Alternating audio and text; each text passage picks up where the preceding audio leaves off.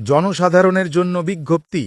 ভারতীয় ন্যায় সংহিতার ১৭০ ধারা অনুসারে নির্বাচন প্রক্রিয়া চলাকালীন কোনো ব্যক্তিকে অবৈধভাবে ভোটদানে প্রভাবিত করার উদ্দেশ্যে কোনো ব্যক্তি যদি অর্থ বা পারিতোষিক প্রদান করেন অথবা নিজে ওই অর্থ বা পারিতোষিক গ্রহণ করেন, তবে তার এই আচরণ শাস্তিযোগ্য অপরাধ।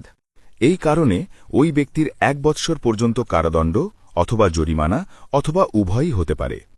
উপরন্তু ভারতীয় ন্যায় সংহিতার ১৭১ ধারা সেকশন 171 অফ বিএনএস 2023 অনুসারে কোনো ব্যক্তি নির্বাচনে প্রতিদ্বন্দ্বিতা করছেন এমন প্রার্থীকে অথবা ভোটারকে যদি ভীতি প্রদর্শন করেন অথবা কোনো রকম ক্ষতিসাধনের ভয় দেখান, সেক্ষেত্রে ওই ব্যক্তিকে ১ বৎসর পর্যন্ত কারাদণ্ড অথবা জরিমানা অথবা উভয়েরই সম্মুখীন হতে হবে।